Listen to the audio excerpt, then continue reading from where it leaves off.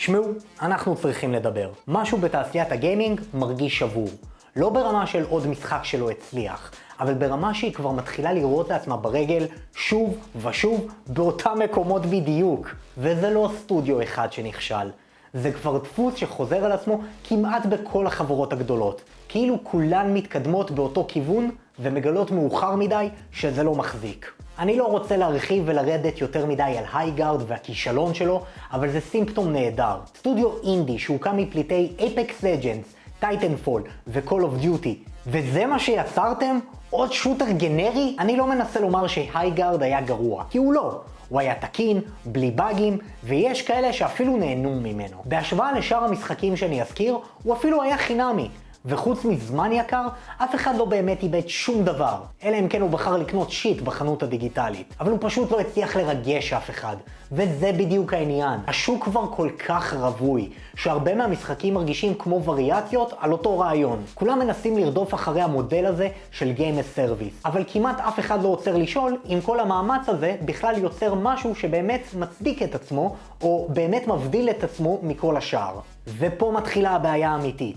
כדי לשרוד במציאות הזאת, כולם חייבים להיראות שונים מספיק, אבל בפועל הם מתכנסים לאותו הדבר. תראו את יוביסופט. כבר שנים שהחברה הזאת מנסה בכוח למצוא את משחק הלייב סרוויס הבא שלה. וכל פעם מחדש היא רצה אחרי טרנד שכבר התחיל להתעייף עוד לפני שהם הגיעו אליו. הייפרסקייפ היה אמור להיות הבטל רויאל הגדול הבא שלהם. והוא נעלם כל כך מהר שאני מוכן להתערב שחצי מכם בכלל שכחו שהוא יצא.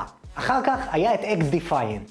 עוד ניסיון לבנות שוטר תחרותי שיקח שחקנים מ-Call of Duty. אבל פה הבעיה, כולם בתעשייה חושבים שאם הם פשוט יזרקו FPS עם Battle Pass וחנות סקינים, הקהל יעבור אליהם אוטומטית. זה לא עובד ככה. שחקנים לא עוזבים משחקים כאלה בקלות.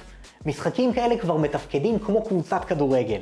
אנשים לא פשוט מחליפים אותם יום אחד, לא אחרי מאות שעות של השקעה, למידה של מטה, סקילים, רנקים, קבוצות, וכל האקוסיסטם הזה שנבנה סביבם במשך שנים. אף אחד לא זורק את ההתקדמות הזו לפח, ומתחיל מאפס במקום אחר. זה אולי קורה, אבל זה לא כזה נפוץ. ויוביסופט לא לבד פה. היא פשוט אחת הדוגמאות הכי טובות למה קורה כשחברה רודפת אחרי מודל עסקי, במקום אחרי רעיון. כי בשלב מסוים, כל המשחקים האלה מתחילים להרגיש אותו הדבר.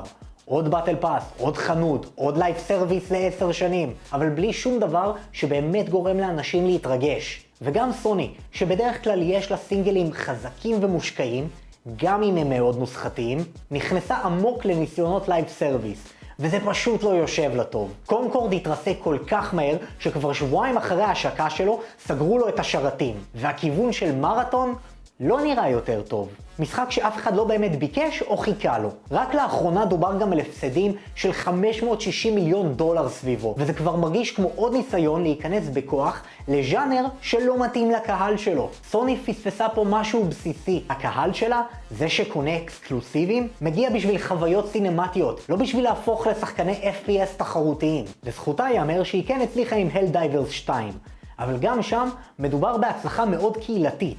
לא משהו שהפך ללהיט תרבותי ענק מחוץ לבועה שלו. כמובן שאי אפשר לא לדבר על EA. דייס הוציאה השנה את Battlefield 6, ולרגע היה נראה שהמצב סוף סוף עומד להתייצב. אבל אחרי תקופה קצרה יחסית, התחילו להגיע התלונות, והמומנטום פשוט עצר. עוד ניסיון של משחק שמנסה לעמוד מול Call of Duty, ועוד פעם זה מתמסמס. והמצב עם Activision בכלל מרגיש כמו שיט שואו אחד ארוך. אין לי כוח להיכנס לכל מה שקורה עם Call of Duty, והכיוון של הסדרה בשנים האחרונות. רק תסתכלו על ההתרסקות של Black Ops 7. ובליזארד זה כבר סיפור אחר.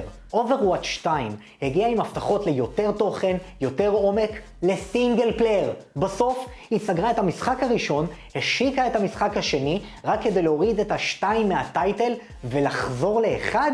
כאילו, מה? I'm tired, boss. תראו, אני לא לגמרי פסימי. אני לא מתעלם ממשחקים שכן מצליחים, כמו ארק ריידרס, אבל בינתיים זה מרגיש כמו נקודת אור בודדת בתוך ים של ניסיונות שלא באמת מחזיקים לאורך זמן. ואז, יש את ואלב עם דדלוק. ואלב היא חברה שבנתה חלק מהיסודות של ז'אנר ה-FPS והקורפ. היא הבינה שהז'אנר הזה כבר לא יכול להתרחב באותו כיוון. אז הם עשו משהו אחר לגמרי. לקחו מובה כמו דוטה וליג אוף לג'נדס והכניסו אותה לתוך חוויית גוף שלישי. זה לא בהכרח חידוש שישנה את כל התעשייה, והוא עוד רחוק מלהיות מוצר סופי. אבל עצם זה שהם מנסים משהו שהוא לא עוד וריאציה כמו אותו רעיון, כבר מרגיש חריג בנוף הזה. ואני בכלל לא שחקן אונליין כבד.